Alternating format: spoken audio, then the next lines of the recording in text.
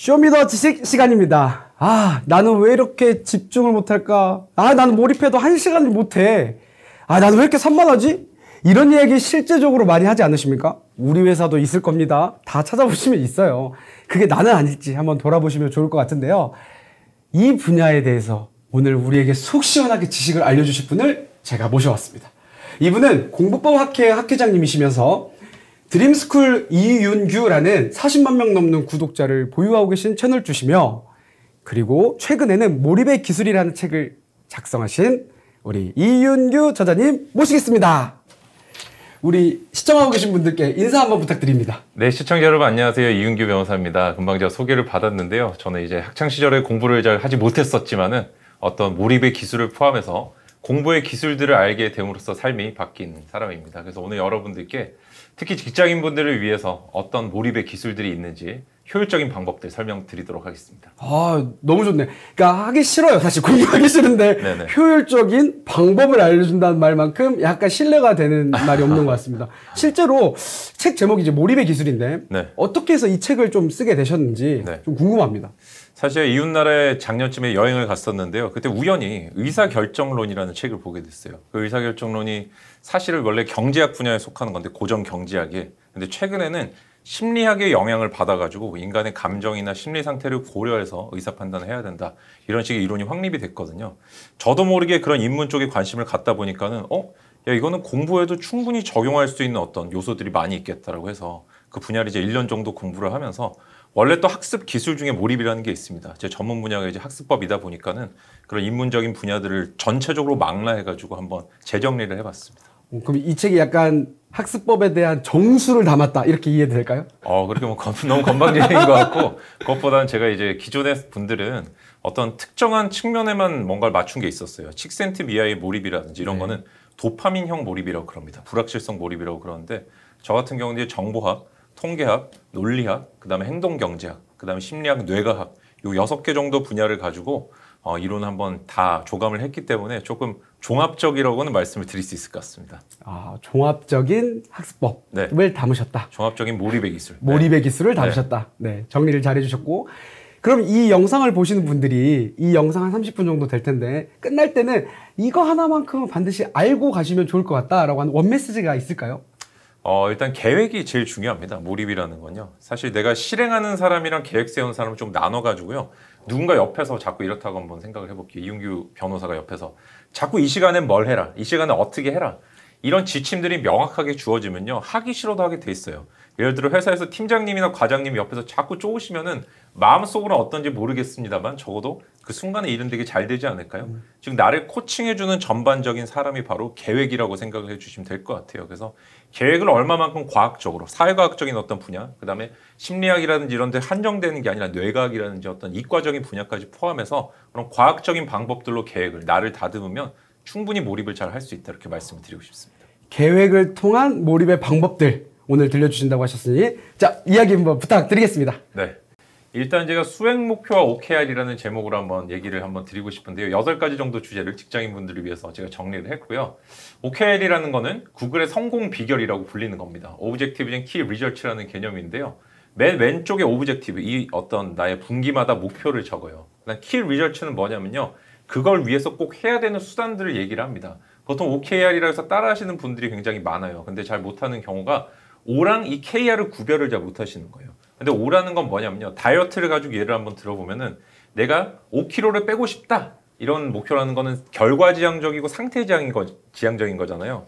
어떤 행동을 하자는 게 아니고요. 다이어트 5kg 빼자는 거는 내가 특정한 행동, 예를 들어 오늘 300칼로리 적게 먹겠다든지 밥을 반 공기만 먹겠다든지 이런 행동이 쌓여가지고 결과로서 현실화되는 거거든요. 그래서 O라는 건요, 행동적인 목표가 아니라 결과 목표다라고 생각을 해주시면 좋겠습니다. 수학 공부를 잘하고 싶다? 그러려면 뭐 개념을 외운다, 문제를 푼다, 2시간마다 뭐 문제를 보겠다, 이런 식으로 어떤 액션 플랜들이 존재해야 될 거 아니에요. 그죠? 그것처럼 우리가 평소에 일을 하거나 아니면 몰입을 해야 될 때도 내가 몰입을 잘하고 싶다, 일을 잘하고 싶다, 기획서를 잘 쓰고 싶다, 보고서를 잘 쓰고 싶다, 이런 건 계획이 아니에요. 그건 다짐이라고 부릅니다. 그래서 뭔가 구체적으로 해야 되는 것, 동사의 형태로 말하는 것이 바로 수행 목표이자 그게 KR이고요. OKR에서는. 그 다음에 O라는 게 오브젝티브, 명사의 형태로서 최종적으로 구체화되는 거라고 구별을 해주시면 좋겠습니다. OKR에 숨겨진 포인트가 있어요. OKR 같은 경우는 저희가 이제 마지막에 포인트를 적게 돼 있거나 또는 뭔가 이게 녹색이라든지 노란색, 빨간색으로 잘 수행을 했는지 표시를 하거든요. 근데 대부분 사람들이 어떻게 하냐면요. 회사에서 뭔가 칭찬받고 싶거나 OKR은 공유하거든요, 서로. 그래서 잘한다는 걸 보여주기 위해서 다 보통 90점 이상 된다든지 아니면 다 녹색으로 표현하고 이런데 그러면 안 돼요. OKR은요, 이제 이 만든 분이 회사의 CEO긴 하지만 심리학을 엄청나게 연구를 많이 해서 사람은 언제쯤 심리가 움직이고 도파민이 나오고 행동을 하고 싶어질까? 답이 혹시 뭐라고 생각하세요? 불확실성 때문에 그렇거든요. 우리가 SNS를 한다든지 자꾸 뭔가 카톡이라든지 이런 걸 눌러보는 이유 중에 하나는 뭐냐면요. 지금 혹시 뭔가 와 있을까? 지금 뭔가 메시지가 와 있을까? 이런 것들이 좀 있어서 그렇거든요. 그래서 여러분들께서도 OKR을 작성하실 때는 뭔가 너무 뻔하고 내지는 너무 어려운 것도 안 되겠지만 너무 뻔해가지고 당연하게 목표를 달성할 수 있는 그런 걸로 계획을 세우시면 안 됩니다.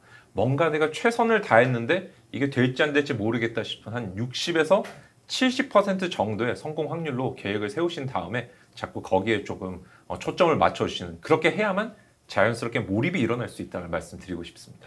그러니까 여기서 이제 핵심은 이제 목표를 어쨌든 열심히 했을 때 60에서 70% 정도 달성할 수 있는 수준으로 잡되 그것이 우리에게 주는 힘은 바로 불확실성과 도파민. 네, 도파민. 이게 있어야 더 몰입할 수 있다라는 맞습니다. 그런 이야기인 것 같은데 실제로 기업에서 OKR 요즘에 많이 하고 쓰고 있거든요. 있죠. 네. OKR 같은 경우는 뭐 여러 가지 포인트, 3가지 정도 포인트가 좀 더 있어요. 그래서 기업을 관리하시는 분들 입장에서 말씀을 드리면요. 처음에는 분기별 OKR, 그 다음에 회사 전체의 OKR 좀 구별하셔야 됩니다. 직원분들의 OKR은 회사 전체의 OKR과 방향성이 좀 맞아야겠죠. 그렇지만 턴어라운드라는 책 이후에 어떤 경영의 일반적인 흐름 중에 하나가 위임형 리더십이거든요. 그래서 직원들한테 이걸 맡기는 게 중요해요. 원래 MBO라 그래가지고 매니지먼트 오브젝티브로 매니지먼트하는 기술이 있어요. MBO라고.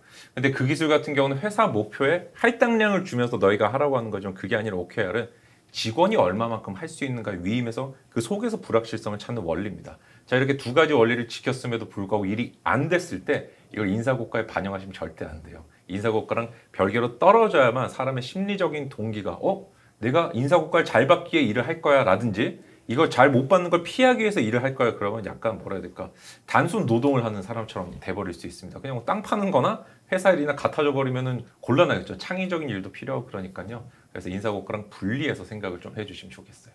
네, 그런 기존에 했던 방법들의 약간 단점들을 보완하기 위해서 OKR을 조금 더 만들어놨다. 이렇게 조금 해석이 됐습니다. 혹시 또 다른 이야기가 있을까요? 네. 두 번째 얘기는 두 번째로 말씀드리고 싶은 몰입은 계획이 만든다라는 겁니다. 우리가 계획을 세운다 그러면요. 사실 초등학교나 중학교 때쯤 거의 다 마스터해요. 방학을 한 2-3번 정도 지나보면요. 계획은 환상적으로 잘 세우게 되죠. 그래서 뭔가 나는 계획은 잘 세우는데 실행이 안 되는 거 아니냐. 뭔가 실행 단계에서 몰입이 안 되지 않나라고 잘못 생각하시는 분들이 계신데 그게 아니라 계획이 진짜 꼼꼼하게 잘 정확히 요소 3가지를 지켜야 됩니다. 첫째는 뭐냐면요. 제가 앞전에도 말씀을 드렸지만 우리가 미래를 위해 하는 걸 다짐이라고 그래요. 반면에 뭔가 구체적으로 미래로부터 현재로 돌아오는 걸 계획이라고 합니다. 이게 무슨 의미인지 잘 모르시겠죠. 아까 다이어트를 한다고 말씀을 드렸잖아요. 그러면은 야 나는 지금부터 밥을 적게 먹을 거야 이러면요. 사람이 언제 어느 정도 적게 먹어야 되는지 알 수가 없어요. 그게 아니라 나는 5kg를 뺄 거야 라고 미래 5kg 빠진 모습을 상상합니다. 그 다음에 5kg를 빼려면은 칼로리를 얼마를 섭취를 덜 해야 돼. 근데 지금 남아있는 게 30일이야. 그럼 오늘 칼로리를 얼마를 적게 먹어야겠다. 이렇게 거꾸로 돌아와야만 내가 계획을 세울 수가 있게 되겠죠. 그래서 다짐이라는 건요. 미래를 향해 나가는 거고 계획은 미래로부터 현재로 돌아오는 것을 얘기를 합니다. 이게 너무너무 중요한 포인트인데 이걸 구체성이라고 얘기를 할 수가 있겠습니다. 두 번째는요. 우리가 아무리 구체적이어도요. 그 계획에 수치가 포함되지 않으면 끌리질 않아요. 나 그냥 오늘 밥 좀 적게 먹어야지 한다든지 아니면 나는 평소보다는 예를 들어서 운동을 조금 더 해야지 이러면은 과연 얼마만큼 해야 되는지 우리가 사실 매력적이지만 뭔가 끌리지 않는 일들은 특징이 있습니다. 무슨 말이냐면요. 다이어트하기, 그다음 외국어 공부하기, 자기계발하기, 독서하기 이런 것들 있잖아요. 뭔가 내 미래를 위해 도움이 될 것 같은데 막상 하려고 하면 좀 잘 안 돼요. 그거는 현재 해야 되는 수치가 나와 있지 않기 때문에 그럴 가능성이 굉장히 높습니다. 우리가 몰입이라는 건요. 뇌를 상대로 하는 마케팅이거든요. 그래서 우리가 예를 들어 옷 사러 갔는데 비싸다 아니면 싸다 이렇게 해서 물건 살 수는 없잖아요. 구체적으로 예를 들어 3만 원짜리를 27,000원 해준다 그러면 이건 좀 살 수 있겠다 없겠다 이런 식으로 되겠죠. 그런 것처럼 내가 계획을 세울 때도 정확한 수치를 언제까지 어느 정도로 할 것인지 두 가지를 꼭 넣어서 계획을 세워줘야 됩니다. 이거 수치성이라고 부르고요.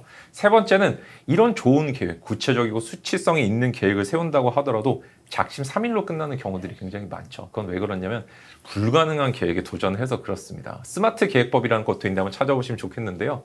모든 계획의 어떤 계획을 중요시하는 분들 특징이 마지막엔 가능한 걸 넣어요. 그러니까 사람이 처음에 불가능한 걸 시도를 하면요. 첫날, 이튿날은 의지의 과잉이라 그래가지고 일단은 해요. 어떻게 꾸역꾸역 하는데 이틀, 3일쯤 되면요. 더 이상 하기 싫어집니다. 그러면서 처음에는 이만큼 성취가 있던 사람이 점점 작아지거든요. 그렇지만 반면에 처음에 조금 해가지고 뭔가 이 정도 가지고 될까 하는 분들은 나중에 성취가 복리가 돼버려요. 그래가지고 점점 쌓여서 이 처음에만 시도했던 사람보다 점점 많은 어떤 성과들을 거두는 가능성이 있습니다. 그래서 이거를 스몰 스텝 전략이라고 얘기를 하기도 하는데요. 구체성, 수치성, 가능성을 가지고 계획을 만든다. 이거 생각을 꼭 해주시면 좋겠습니다. 방금 말씀하신 것 중에 되게 인상 깊고 재밌었던 표현 중에 하나가 뇌를 상대로 한 마케팅이다. 네네. 너무 확 와닿았습니다. 네. 뇌를 움직이게 하려면 이제 필요한 요소들이라고 말씀해 주신 것 같은데 그런 얘기가 떠오르네요. 측정할 수 없으면 관리할 수 없고 관리할 수 없으면 개선할 수 없다. 이 구체성과 수치성과 이 가능성 세 가지의 관점을 가지고 계획을 세워야 보다 더 몰입할 수 있는 아까 말씀하셨던 계획이 전부다. 네. 옆에서 이윤규 변호사가 막 좋아야 맞습니다. 움직일 수 있는 것처럼 그 역할을 하는 게 계획이다. 라고 말씀하셨던 거 세 가지를 좀 집중해서 또 세 가지를 생각하면서 계획을 세우는 거 정말 필요할 것 같다는 생각이 듭니다. 네. 네. 또 어떤 게 있을까요?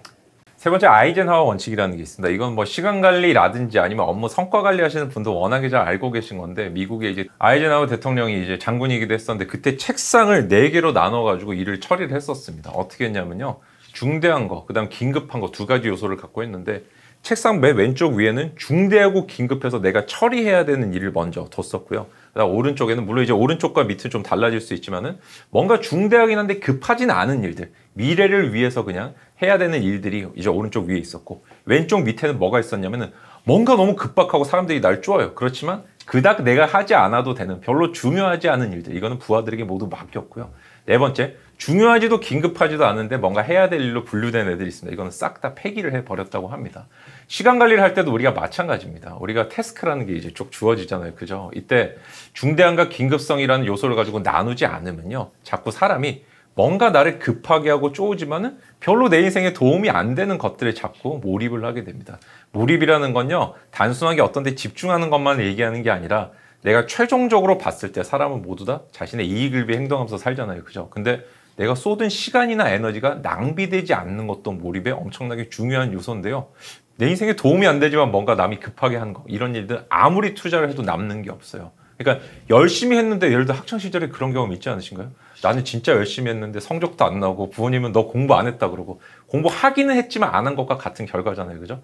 뭔가에 집중했지만 몰입이라는 성과가 만들어지지 않는 이유는 우리가 다급하게 누군가 자꾸 쪼우는 일들에 초점을 맞춰서 그렇습니다. 변호사님 저는 안 그런데요. 다른 사람들은 그런 거 하시는 분들 계실지 모르겠지만 우리가 메신저라든지 카톡 보는 것들이 다 그런 거예요. 자꾸 알람 오고 뭔가 답장을 해야 될 것 같은 느낌이 들고 그렇지만은 그 일들을 여러분 스크린 우리 그게 있어요. 내가 어플을 얼마만큼 썼는지 볼 수 있는 프로그램이 있는데요. 내가 하루에 조금씩 눌렀던 어떤 크롬이라든지 아니면 뭐 유튜브라든지 아니면 카카오톡이라든지 얼마나 쓴지 한번 보시면 깜짝 놀라실 거예요. 보통 기본적으로 막 2-3시간 떠 있는 경우들도 많거든요. 그래서 여러분들께서 보다 중요한 거는 우리가 일의 중요성이 1, 2, 3, 4순위가 있다고 한번 해볼게요. 당연히 중요하고 긴급한 게 1순위겠죠. 그 다음에 2순위가 뭘까? 이게 포인트예요. 중요하지만 긴급하지 않은데 시간 투자를 자꾸 해줘야 됩니다. 뭔가 거기에 적금을 들듯이 내 미래를 위해서 시간 투자를 했을 때 이게 나중에 성과로 나타나는데요. 3순위 일이 급하지만 중요하지 않은 일이에요. 대부분 사람들이 시간 관리 실패하시거나 몰입을 잘 못하시는 게 2번과 3번의 순위를 바꿔가지고 하시는 경우가 많아요. 뭔가 급한 일 하루 종일 하다 보면은 퇴근 시간이에요. 그럼 이제 뭐 해야 되죠? 야근을 해야 되겠죠. 그러면은 정말 미래를 위해 생산성 있게 해야 되는 일들은 하루 에너지가 다 빠졌을 때 집에서는 왜 안 들어오냐 그러고 나는 막 일 다 못하고 과장님은 막 과장님 죄송한데 막 회식하러 가신 경우들도 있고 막 그런 경우도 있단 말이에요. 나는 그래서 되게 혼자 고독하게 일을 하는 경우가 있는데 그거는 일의 순서가 잘못돼서 그렇다는 거 기억을 해주시면 좋겠습니다. 그래서 일 배치의 순서 다시 한번 기억하시면서 아이젠하워 원칙이 그냥 단순하게 어떤 역사적인 의미만 갖는 게 아니라 우리 삶에서 계획에 배치로서 정말 중요한 의미를 가진다 생각을 해주시면 좋겠습니다. 계획 배치 관점에서 1순위는 역시나 중요하고 중대하고 긴급한 거. 맞습니다. 그 다음에 2순위가 진짜 중요한데 중대하지만 긴급하지 않은 일에 시간을 써라. 맞습니다. 이게 너무 중요하다. 이게 항상 순서가 바뀌니 긴급하고 중요하지 않은 일을 하다 보니까 여기서 이제 어려운 상황. 어려운 상황이 발생합니다. 어려운 상황. 예, 네. 여기서는 어려운 상황이라고 하겠습니다. 어려운 상황들 너무 많이 발생하는 게 이 두 개가 순서가 바뀌어서 그런 거군요. 이게 사실 제가 조금만 더 설명을 해도 된다면요. 우리가 인류의 어떤 생존의 역사랑 관련이 있습니다. 이 인간의 뇌는 3단계로 발전이 되었어요. 뇌의 간이라는 게 있고요. 뇌 척수랑 이제 뇌를 사이 연결해주는 조그만 뇌예요. 이거는 먹고 자고 싸는 거를 관장합니다. 근데 생존과 관련된 거고요. 두 번째가 감정을 다스리는 편도체라는 애가 있습니다. 이제 정확히는 편도체가 아니라 여기 속해 있는 영역이 있는데 세 번째가 이제 신피질이라는 게 있어요. 대뇌 신피질. 그래서 이게 생각을 다듬는 거거든요. 근데 우리가 감정이라든지 아니면 본능적인 생각이 발달 안 하면 죽어버려요. 사람은 예를 들어서 호랑이한테 달려가서 이걸 잡아먹고 물어뜯고 하는 피식자로 사는 게 아니잖아요. 우리 옛날에 불과 얼마 전만 해도 호랑이 나타나면 도망치고 막 이랬어요. 지금이야 동물원에 가둬놓고 살지만은. 그래서 우리가 생존의 역사 속에서 뭔가 일이 있다고 왔을 때 생각도 하지 않고 그 급한 일을 처리하게끔 진화를 해왔기 때문에 이 다급함의 본능이 있다. 그래서 우리가 얼마만큼 이성적인 사고를 가지고 이런 본능적인 얼마만큼 이성적인 사고를 가지고 본능적인 어떤 이 감정, 사고들을 컨트롤할 수 있는가가 진짜 몰입을 만들어낼 수 있는 기술 중에 하나라는 말씀도 드리고 싶습니다. 너무 좋네요. 이 관점을 가지고 있어야 몰입할 수 있겠다. 네. 그런 생각이 좀 들었습니다. 네. 그리고 네 번째로 이제 제가 준비한 게 뇌 120% 활용법인데요. 우리가 이런 생각을 좀 안 하고 삽니다. 여러분들 컴퓨터에 보면요. C 드라이브만 있는 게 아니라 D 드라이브도 있고 E 드라이브도 있고 USB 꽂으면 F까지 생기고 G까지 생기지 않나요? 그죠? 내가 만약 컴퓨터를 샀어요. 근데 이 컴퓨터는 평생 용량이 바뀌지 않는데요. 하드디스크나 SSD가. 심지어 갈수록 줄어든대요. 조각 모음도 안 된대요. 그럼 갈수록 버벅버벅거리고 막 그러겠죠? 이럴 때 어떻게 해야 될까요? C 드라이브 용량이 다 찼어요. 어떻게 해야 되나요? 이럴 땐 뭔가 D 드라이브를 사면 되지 않을까요? 그죠? E 드라이브나 F 드라이브나 USB 꽂으면 되잖아요. 인간의 뇌도 똑같습니다. 사실 인간의 내가 컴퓨터 같다라고 하면 그건 좀 어폐가 있고요. 정확히는 컴퓨터가 인간을 본따서 만든 거거든요. 그래서 우리가 일을 하다 보면요. C 드라이브의 용량이 다 찰 때가 있습니다. 여러분들 뭔가 일하다 머리에 김이 나는 것 같고 커피를 한 잔 해야 될 것 같고 지금 메신저 켜가지고 빨리 뭔가를 얘기하지 않으면은 막 견디기 어려운 느낌이 들 때가 있잖아요. 그때가 바로 내 머리에 용량이 다 찼을 때라고 생각을 해주시면 좋을 것 같아요. 몰입이라는 건요. 내 머릿속에 용량이 있을 때만 가능합니다. 왜냐하면 사고하고 모든 일들은 사고를 통해서 처리하잖아요. 판단을 통해서. 근데 뇌가 비어있질 않다? 우리가 그 메모장에 뭔가 쓸 수 있어야 뭔가 일을 계산할 수 있잖아요. 그래서 그것들을 생각을 해주시는데 기본적으로 머리는 또 공간이 두 개가 나눠져 있어요. 단기 기억과 장기 기억이라는 두 개의 어떤 드라이브로 나눠져 있습니다. 하나는 C 드라이브, 하나는 D 드라이브 생각해 주셔도 좋은데요. 다시 이 단기 기억 또 두 개로 나눠져요. 그러니까 뭐 아까 장기 기억을 E 드라이브라고 해볼게요. 그러면 시각 기억이라는 애가 있고요. 사실 여러분들이 저를 보신 건 저를 보시는 게 아니라 여러분들의 뇌에 비친 JPG 파일을 지금 보고 계신 거예요. MP4 파일을 보고 계신 거예요. 이게 시각 기억이에요. 그리고 작업 기억이라는 거는 그걸 처리하는 기억인데 서로 기억이 다르거든요. 사실 이번 시간 강의를 듣고 나면 야 이윤기 변호사 말이 너무 어려웠다. 그렇지만 그 사람의 목소리는 어땠다라든지 아니면은 생긴 건 어땠다. 옷은 뭐 입고 왔다 이런 거 다 기억나실걸요? 이게 왜냐면 시각 기억 용량을 따로 차지하기 때문에 그렇습니다. 그래서 우리가 작업 기억, 이게 의미를 처리하는 작업 기억이랑 시각 기억 두 개를 나눠서 쓰는 연습을 좀 해달라고 권해드리고 싶어요. 어떻게 하면 되느냐? 제가 이제 앞전에 네 가지를 제가 우선순위 나누라고 말씀을 드렸잖아요. 그죠? 그 일 같은 걸 배치를 하실 때 1순위에 중요하고 긴급한 건 빨간색으로 쓰거나 빨간색으로 표시를 해봐 주세요. 두 번째, 뭔가 미래를 위한 일, 중요한 일이긴 하지만 급하지 않은 일은 녹색으로 뭔가 미래에 풀을 심는다 그런 느낌으로 접근해 주시면 좋겠고 세 번째는 급한데 뭔가 중요하지 않은 일 있잖아요. 저는 파란색으로 보통 표시를 합니다. 네 번째가 이도 저도 아닌 일 검은색으로 표시를 하거든요. 그러면 이런 식으로 해두면요. 내가 생각을 많이 할 필요 없어요. 그냥 처음부터 일을 배치할 때 빨간색만 모아가지고 배치하겠다. 그 다음에 녹색만 모아서 배치하겠다. 이런 식으로 되는데 물론 녹색을 배치할 때는 요 다음 파트에서 제가 더 중요한 원칙 설명드리겠지만은 파란색 일을 배치할 때는 원칙이 또 중요한 게 하나 있습니다. 모조리 모아서요. 3순위 일 있잖아요. 뭔가 나를 급하게 만들고 중요하진 않은 일, 이런 일은 하루에 한두 번만 딱 처리해야 돼요. 그러니까 저는 사실 카톡 하루에 한두 번밖에 안 봅니다. 오전에 한 번, 오후에 한 번. 물론 이제 아주 급박하게 뭔가 처리해야 될 일이 있을 땐 켜놓지만은 대부분의 업무적인 메일이라든지 카톡을 몰아서 딱 그 자리에서 앉은 자리에서 딱 20-30분 보고 끝내요. 이렇게 하지 않으면 요즘 분들은 너무너무 사실 주변에 어떤 몰입에 대한 공격에 많이 시달리고 있거든요. 정말 중요한 일에 집중을 못하게 되는 이유는 내가 주변을 컨트롤 잘 못해서 그렇습니다. 그래서 3순위를 모아서 처리해 달라고 말씀을 드리고 싶어요. 그 다음에 하나 더 말씀드리고 싶은 거는 지금처럼 이제 기억의 용량을 나누는 것도 중요하지만은 멀티태스킹 하지 말라고 좀 말씀을 꼭 드리고 싶어요. 사람은 멀티태스킹이 안 되는 존재입니다. 처음부터 불가능한 존재예요. 왜냐하면 우리가 뭔가 의미 정보를 이렇게 받아들이고 처리할 때는요, 뇌가 그 하나만 자꾸 생각하고 처리를 해줘야 되고요. 심지어 사람은 머리와 용량이 얼마 정도 되는지 아세요? 우리가 기가를 갖고 표현을 해보면 테라도 안 돼요. 사람은 한 4기가밖에 안 됩니다. 인생의 최전성기 때 4기가 정도 되고요. 머리의 용량이, 이 램이. 그 다음에 보통 일반적인 사람은 2기가에서 3기가 정도밖에 안 돼요. 여기다 근데 자꾸 뭐 이것 깔고 저것 깔고 여러 개 컴퓨터 돌리면 어떻게 될까요? CPU가 되게 오래된, 우리 사람 같은 경우 CPU가 30만 년 정도 됐어요. 호모사피엔스가 나온 게 30만 년 정도 됐거든요. 그래서 그 기간에 어떤 내 머릿속에서 일어나는 일들을 어떻게 컨트롤할 수 있고 어떻게 바라보느냐가 중요한데, 절대로 멀티태스킹 하지 마시고요. 한 번에 한 가지 일만 하는 습관을 들이라고 권해드리고 싶습니다. 저 같은 경우는 변호사님 근데 이거 장난치는 거 아니냐, 회사 다니면 한 가지 일만 할 수 없지 않느냐 이렇게 물어보는 분들이 아마 반드시 계실 것 같은데 아닙니다. 우리가 계획이라는 건 이런 거예요. 한번 여름에 수영장, 지금 이제 여름이잖아요. 수영장에 갔는데 동해안에 갔다고 쳐볼게요. 근데 상어가 나온대요. 상어가. 그러면 어떨까요? 수영할 수 있을까요? 절대로 못하겠죠. 근데 만약에 펜스가 이렇게 딱 쳐져 있고 노란색 펜스가 이 이상만 안 넘어가면 됩니다. 그러면 내가 상어를 신경 쓰지 않고 수영을 할 수 있겠죠. 계획이라는 건 그런 의미예요. 내가 시간적으로 요 일은 2시까지만 할 거야. 그러면 그 2시 내에서는 한 가지 일에만 집중을 하셔야 되고 2시 이후의 일은 그때 가서 생각을 하는 습관을 자꾸 들여주셔야 됩니다. 그 다음에 우리가 뭔가 일을 할 때 잘게 나누는 습관을 좀 들여주세요. 그냥 기획안 작성하기, 보고서 쓰기 이렇게 하지 마시고요. 대충 이것만 해도 5가지 정도 나눠지지 않나요? 처음에 뭐 주제 정하기, 그 다음 꼭지 따기, 그 다음 중요 내용 적기, 리서치하기, 마지막에 오탈 짜기 이런 게 있잖아요. 이거를 잘게 나눠서 하셔야지 조금 뭔가 이렇게 주제 찾다가 리서치하다가 갑자기 뭐 메신저 들어갔다가 그 다음에 또 오탈자 좀 보이는 거 검색하고 이러면요. 하루 그냥 다 지나가 버려요. 그래서 정확하게 일을 나눠서 한 가지 일만 잡고 일을 내가 나눠가지고 한 가지로 만드는 습관들을 좀 가지라고 권해드리고 싶습니다. 아, 속 시원하. 멀티태스킹 하지 마세요. 멀티태스킹 안 됩니다. 그러기 위해서 아까 앞서 말씀해 주신 것처럼 색깔별로 조금 1, 2, 3, 4순위를 좀 적어 놓으면 네. 그럼 그거에 집중하는 것이 가능해지겠네요. 가능해집니다. 네. 그렇게 좀 방법들을 훈련을 하는 거니까 네. 그렇게 좀 방법들을 써보면 너무 좋을 것 같습니다. 네. 네, 5번째 이제 피켄앤드의 법칙이라는 거 말씀을 좀 드리고 싶습니다. 사람은요, 사실 영상으로 뭔가를 기억하지 않아요.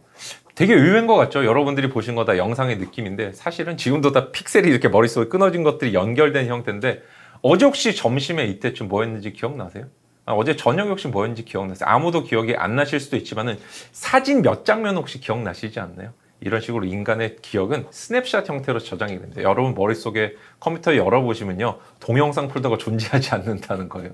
사진첩밖에 존재하지 않고요. 근데 그 중에서 딱 2개의 사진을 보통 사람들이 많이 기억을 합니다. 그게 뭐냐면 첫 번째는 아주 인상적이었던 사진이에요. 어제 하루라든지 아니면 금방 했던 일 중에 정말 너무 고통스럽거나 너무 즐거웠거나 너무 슬픈 일들이 있잖아요. 이런 것들이 가장 사진첩에 먼저 떠오르고요. 썸네일처럼 딱 뜨는 겁니다. 두 번째는 마지막에 했던 일이 보통 기억이 많이 납니다. 그래서 우리가 첫인상이 중요하다는 얘기도 하지만은 사실은 마지막 인상이 모든 걸 좌우한다는 얘기도 있거든요. 그게 일리가 있는 말이고요. 몰입에 영향을 주는 측면에서 말씀을 드려보면은 우리가 어제 하루라든지 지난 일주일이라든지 작년 한 해를 되돌아봤을 때 어떻나요? 대부분 분들이 후회라든지 뭔가 조금 이랬으면 좋았을 거 하는 정도의 아쉬움이 좀 들지 않으신가요? 그럼 왜 그럴까요? 내 머릿속에 그런 사진들이 많이 떠올라서 그렇거든요. 그래서 오늘 하루를 사실은 내가 뭔가 그닥 잘 보내지 않았다고 하더라도 뭔가 잘 보낸 것 같고 성취감을 만들고 내 마음의 에너지를 만들어서 몰입을 더 잘할 수 있는 확률을 높이는 방법이 있습니다. 그게 오늘 하루에 성취감이 있는 일을 하는 거예요.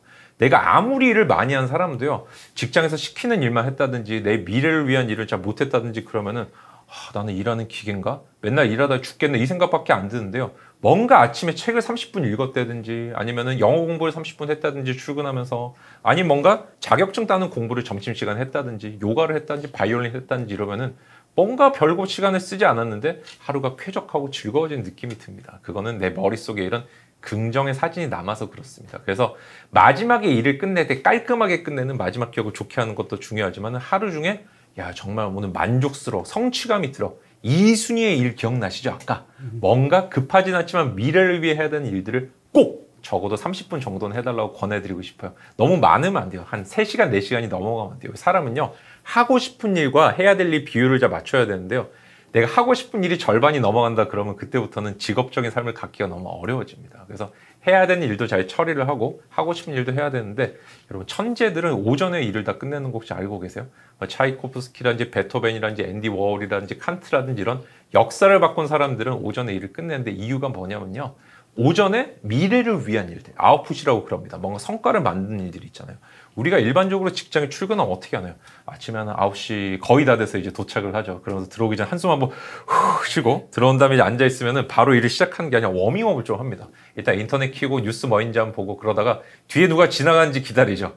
누가 말 걸어주나? 커피 한잔 해야 되는데 이러면서 커피를 마시거나, 남성분들 담배 태우시는 분들 담배 태우시고 이러면은 거의 한 10시 조금 이제 넘게 시간이 지나가는데, 이때면 점심시간이 오기만을 기다립니다. 그리고 점심을 먹고 나서 일을 시작하시는 경우가 굉장히 많아요. 그래서 일은 오후부터라는 생각도 가지고 계시지만은, 그때쯤 되면요, 이미 집중력도 너무 많이 떨어져 있고 에너지도 없습니다. 그리고 지금부터 몰려오는 일들이 있잖아요. 메신저라든지 아니면 업무 회신이라든지 이런 걸 처리하다 보면은 중요한 일 하나도 못하게 지나가는 경우가 많아요. 그래서 직장에 딱 출근하시자마자 뭔가 이 일을 해두면 미래를 위해서 도움이 될 것 같다는 일이 있잖아요. 자기 개발 같은 것도 물론 좋습니다. 새벽에 물론 일어나서 물론 하셔야겠죠. 근데 회사에서도 내가 미래를 위한 성과 같은 것들을 오전에 좀 끝내두시라고 권해드리고 싶습니다. 가장 순도 높은 에너지를 내가 가지고 있을 때 거기에 딱 집중해서 끝내면요, 사실 여러분들 일의 성과 내가 냈던 거 한번 생각을 해보세요. 그렇게 시간 많이 안 쓰셨을 거예요. 야근하고 그랬을 때도 많이 오래는 앉아 있었지만 진짜 빡 집중해가지고 그 일 끝낸 거 생각보다 다 적어보시면 몇 시간 안 됩니다. 내가 많이 했다는 피로감이 남아있어서 그렇지, 꼭 한번 자기 인지 점검을 한번 해보세요. 그래서 오전 3, 4시간만 정확하게 효율적으로 써도, 몰입만 해도 내가 성과 자체가 달라져요.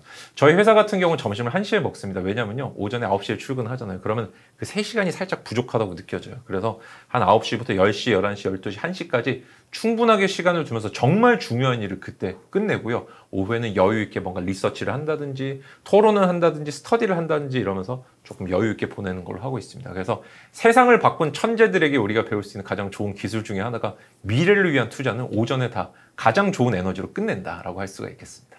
순도가 높은 에너지로 성취감을 얻을 수 있는 오전에 끝낸다. 네.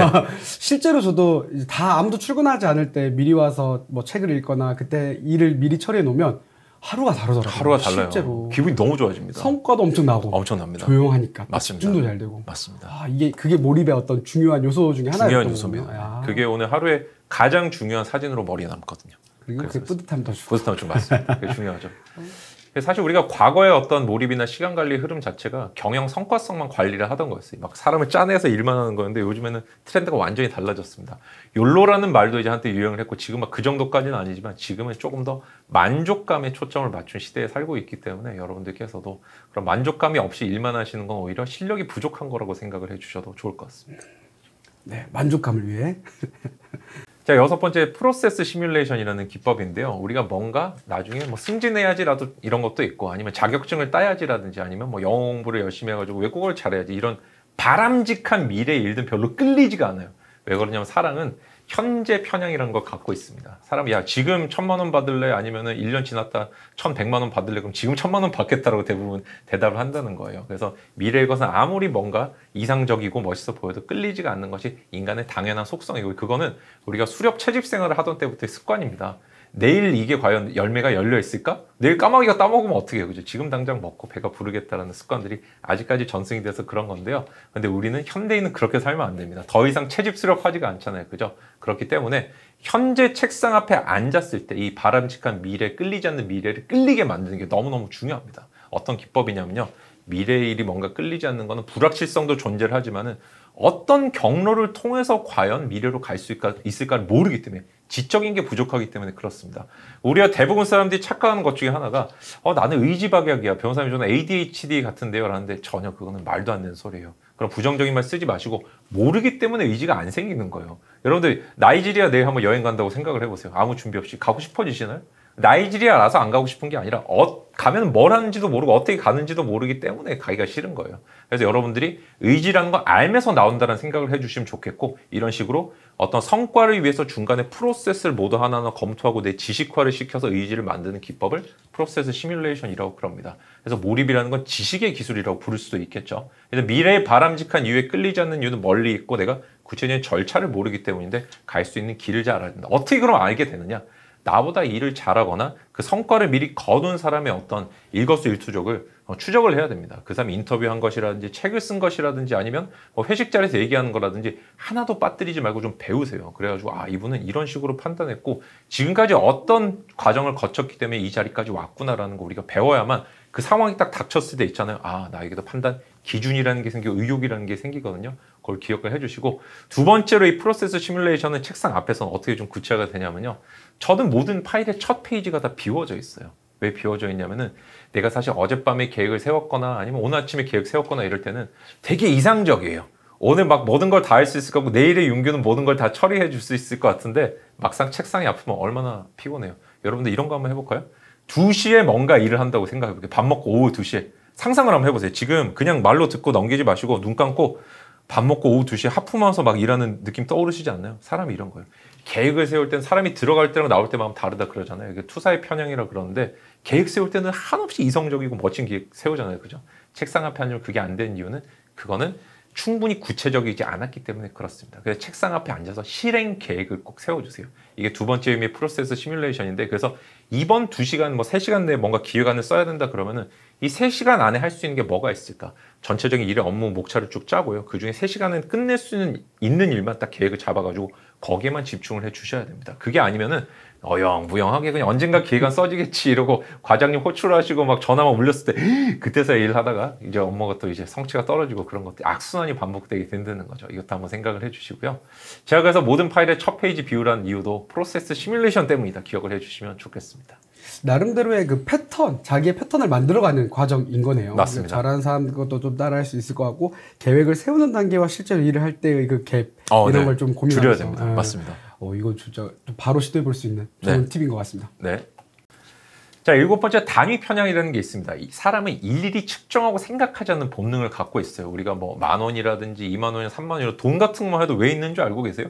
내가 예를 들어서 엄청나게 소중하게 생각하는 물건을 판다 그러면은 어쨌든 화폐 가치로 바꿔야만 사람들이 요 정도 값을 하는구나. 우리 약속된 범위에 따라 생각을 하지 않을까요? 그죠? 사람은 그것처럼 어떤 사고를 경제적으로 하기 위해서 귀차니즘에서 내가 벗어나가지고 좀 효율적으로 하기 위해서 단위라는 걸 만들었어요. 근데 이 단위가 인간이 만든 단위 우리는 구속돼서 살고 있습니다. 예를 들어가지고요. 실제 일을 내가 얼마만큼 효율적으로 했냐 안 했냐. 예를 들어서 나는 기획안은 3시간이면 쓸 수 있을 것 같아서 일을 했는데 실제 기획안은 3시간을 못 썼어요. 그래도 어떻게 하는지 아세요? 3시간이라는 단위를 채웠기 때문에 나는 일을 했다고 착각을 하기 시작합니다. 사실 일이 안 됐음에도 불구하고 이런 식으로 뭔가 시간을 가지고 계획을 세우기 시작하면 그 단위를 맞춘 습성 때문에 일을 했다고 착각은 하지만 괴리감이 발생해요. 내가 어제 그렇게 열심히 일하고 야근했는데 왜 일이 안 돼 있지라든지 난 회사에서 일밖에 안 하는데 왜 성과가 안 나올까? 그건 사실 내가 단위를 가지고만 생각해서 그렇습니다. 그래서 여기서 벗어나는 좋은 방법은요. 단위를 안 가지고 생각하겠다 그러면은 지구에서 살 수가 없어요. 사람은 그 구조 속에 살아야 되니까. 더 중요한 거는 어떤 단위를 가지고 살 거냐. 저는 분량이라고 권장을 좀 해드리고 싶어요. 예를 들어서 기획안 쓰기에 3시간 정도를 쓴다 그러면요. 3시간은 최대 시간이라 생각을 해주시고 난 기획안 2장을 쓸 거야 라든지 꼭지점을 3개를 딸 거야 라든지 그래서 그 3시간 안에 과연 그게 달성이 되는지 한번 측정을 한번 해보세요. 그러면서 그 시간 내에 될 수 있는 일에 한정해가지고 자꾸 일하는 습관들을 만들어 주시고 그 다음부터는 3시간 일을 했든 4시간 일을 했든 그게 중요한 게 아니라 나는 어제는 그래도 중요한 기획안의 주제를 잡았어. 아니면 꼭지를 땄어. 점차 완성이 돼가고 있다는 나에게 만족감을 주는 것도 상당한 의미가 있겠죠. 그래서 시간 계획보다는 분량 계획을 세우라고 말씀을 많이 드리고 싶습니다. 우리가 사실 학창 시절부터 많이 알고 계시지 않나요? 국어 공부 2시간 하겠다. 그건 무슨 뜻이냐면 2시간 뒤에 쉰다는 뜻이죠. 국어 공부를 2시간 한다는 뜻이 아니죠. 똑같습니다. 직장에서 내가 6시면 퇴근이다라고 생각하지 6시까지 집중해서 일하겠다는 분들은 글쎄요. 관리직을 제외하면 생각보다 그렇게 많지가 않다는 제가 경험담을 좀 전해드리고 싶고요. 하나 더 말씀드리고 싶은 거는 이 단위 편향을 조금 더 이용해가지고요. 뭔가 내가 일이 끝났고 나가고 싶을 때가 있잖아요. 그죠? 회식하러 뛰어나고 싶고 아니면 집에 가서 맥주 마시고 싶고 놀고 싶을 때인데 이때 딱 5분만 더 하는 습관을 조금만 들여보시면 좋겠습니다. 사람은 그 단위를 갖고 맞출 수 있게 돼요. 얼만큼 힘들든 간에. 그래서 나는 정말 힘들고 일어나고 싶지 않아 5분만 더 해보겠다. 10분만 더 해보겠다 이러면요. 나중에 사람들이 일 좀 그만하라는 진짜 지경에 이를 정도가 됩니다. 그래서 인간이 가진 이런 어떤 수렵 채집 생활, 그 다음에 제도를 가지고 만들면서 살게 우리가 습득하게 된 편향 같은 것들, 이런 것들을 잘 활용을 해주시면 얼마든지 좋은 방향으로 바꿔서 몰입을 이뤄낼 수 있다는 말씀 드리고 싶습니다. 시간 베이스로 생각하지 말고 분량 베이스로 생각을 하고 네. 그리고 5분 더 해보는 연습. 네, 5분 더 해보는 사실 5분 쉽지 않거든요. 아쉽죠. 그거 하는 거가 진짜 중요한 것 같은데 오늘부터 바로 5분 더 해보는 연습을 해보시면 좋을 것 같습니다. 네. 네. 마지막으로 제가 말씀드리고 싶은 거는 present for bias, 현상 유지 편향입니다. 사람은요, 누구나 힘을 들여 종전과 다르게 살고 싶지 않다 이런 생각을 갖고 있어요. 아니 굳이 편한데 왜 바꿔야 되라고 생각을 하게 되고, 대부분 분들이 어떤 자기계발서나 경제 경영서를 읽으신 이유는 뭐예요? 나를 바꾸고 싶기 때문에 그렇죠. 그래서 인간의 어떤 습관이라는 걸 좀 더 넓게 보면 현상 유지 편향이라고도 볼 수가 있습니다. 습관화된 어떤 원리인데요. 환경은 사실 그대로 둔 채 의지만 탓하는 분들이 굉장히 많이 있습니다. 아, 변호사님, 저는 뭐 집중력도 안 좋고 일도 잘 안 되고, 사실 더 중요한 건 뭐냐면요, 우리 집중력이라든지 몰입이라는 거는 물꼬를 파는 것과 같아요. 우리가 평판, 여기 책이 있지만 여기다 만약 책 위에 물을 흘리면 어떻게 될까요? 이게 다 퍼지지 않을까요? 책 위로 물이? 근데 그냥 책을 이렇게 접었다고 해볼게요. 그러면은 물이 막 애써 노력하지 않아도 한 길로만 이렇게 쭉 흘러가잖아요. 그래서 사실 이거는 의사결정 아키텍처, 의사결정 설계라고 부르는 기술인데요. 내가 아무런 노력을 들이지 않아도 자연스럽게 뭔가를 하게 만드는 게 진정한 몰입의 기술입니다. 왜? 사람은 있는 그대로 딱 성경에 맞춰서 행동을 하니까요. 그러니까 사실 이건 넛지라는 책에 나온 예인데, 우리 노벨 경제학상을 탄 리처드 탈레의 책인데, 그 설명을 조금 드리면요. 남자 화장실에 한번 가보신 분들, 뭐 남성분들 당연히 아시겠지만은 변기에 파리가 그려져 있어요. 이거는 스키폴이라는 공항에 이제 그려져 있던 거를 딴 나라들이 수입한 건데, 사람은 뭐 어떤 습성이 있냐면 그거를 잔인하게 이제 죽이고 싶어 사냥하고 싶다는 습성이 있다는 거예요. 나도 모르게 글로, 더러운 일을 들어서 죄송하지만 끌려가는 게 있죠. 넛지라 그래. 이렇게 툭툭 치는 거. 한번 해볼래. 그러니까 내 심리라든지 몰입의 상태를요, 나도 모르게 어디로 끌고 가는 주변 환경 정돈의 기술이 너무 중요하다는 거예요. 시작점을 잘 설정하는 게 몰입의 기술이고요. 저 같은 경우는 이런 식으로 보통 합니다. 컴퓨터에 이렇게 그 다음에 스타트업이라고 이렇게 딱 치시면요, 처음에 시작 프로그램을 내가 설정할 수 있어요. 윈도우 시작하면 뜨는 그런 거 말고 창이 뜨게 한다든지 내가 원하는 프로그램이 바로 딱 뜨게끔 할 수 있습니다. 근데 저 같은 경우 2개가 뜨게 돼 있어요. 제가 지도하는 어떤 반이라든지 책 쓰고 있는 거라든지, 그래서 이 오른쪽에 있는 게 이제 집중관리반이라고 하는 제 학생들 가르치는 거, 왼쪽이 이제 최근에 치고 있는 형법 책이에요. 그래서 컴퓨터를 딱 켰는데요, 내가 지금부터 뭐 해야 되지 하면 이미 이제 몰입은 끝난 거예요. 아, 윈도우 한번 익스플로러 한번 눌러볼까? 크롬 한번 눌러볼까? 들어가면은요, 완전 진짜 무슨 무한대 수영장이 펼쳐집니다. 들어가면 나올 수 없는 수영장이 펼쳐져요. 그래서 내가 켜자마자 일이 딱 뜨게 돼 있으면은 일단 일 쪽으로 생각이 몰리게 되겠죠. 이런 식의 컴퓨터 세팅도 좀 해주시고요. 제가 그 다음에 이렇게 이제 크롬을 쓰는데 저 같은 경우 이렇게 해놨어요. 다른 거 말고 처음에 캘린더가 바로 뜨게 해놨고요. 그 다음에 저는 나중에 와인과 관련된 일을 하고 싶어요. 두 번째 창이 이제 와인 스펙테이터라는 이제 요 웹페이지도 띄워뒀거든요. 근데 대부분 분들은 어떻죠? 뭐 네이버라든지 다음이라든지 포털도 띄워놓고 그 속으로 나를 밀어넣죠. 야, 이렇게 재밌고 먹음직스러운 게 많아?